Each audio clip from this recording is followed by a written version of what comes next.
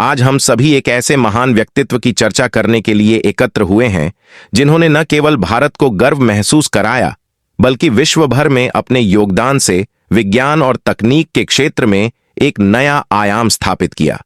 जी हां, मैं बात कर रहा हूं मिसाइल मैन और भारत के पूर्व राष्ट्रपति डॉ. APJ अब्दुल कलाम की। डॉ. अवुल पकिर जैनुलाब्दीन अब्दुल कलाम का जन्म 15 अक्टूबर 1921 को तमिलनाडु के रामेश्वरम में हुआ था। एक मछुआरे के परिवार में जन्मे कलाम का बचपन संघर्षों से भरा था। उनके पिता जैनुलाब्दीन एक नाविक थे और मां आशियम्मा एक गृहिणी। परिवार की आर्थिक स्थिति बहुत अच्छी नहीं थी, लेकिन कलाम ने कभी हार नहीं मानी। उन्होंने अखबार बेचकर और अन्य छोटे मोटे काम करके अपनी शिक्षा पूरी की।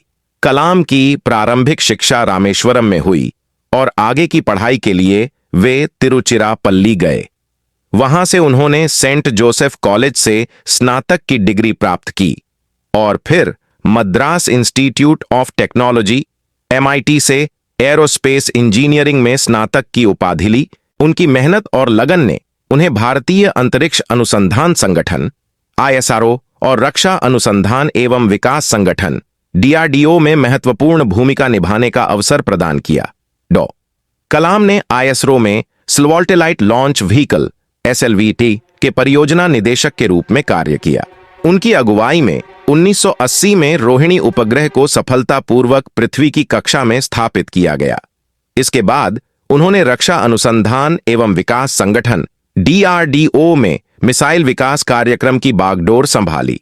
उनके नेतृत्व में भारत ने पृथ्वी, अग्नि, त्रिशूल, आकाश और नाग जैसी मिसाइलें विकसित कीं, जिनसे भारत की रक्षा क्षमताओं में अभूतपूर्व वृद्धि हुई। 2002 में डॉ. कलाम को भारत का 11वां राष्ट्रपति चुना गया। उनका कार्यकाल 2002 से 2007 तक चला।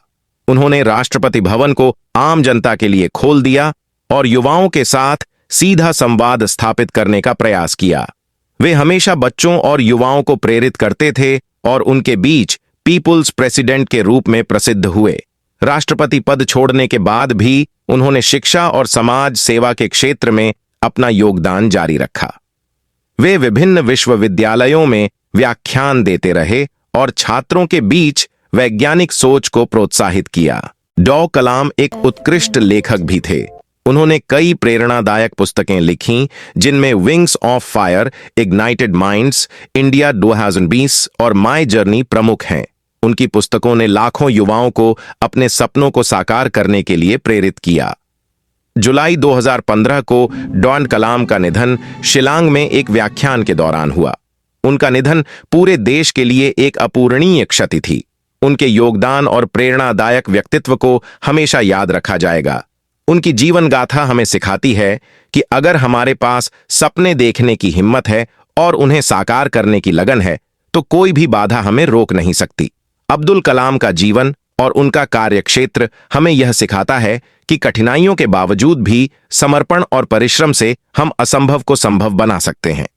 वे हमारे लिए एक महान प्रेरणा स्रोत हैं और उनकी उपलब्धियों और विचारों को आगे बढ़ाना ही उनके प्रति सच्ची श्रद्धांजलि होगी।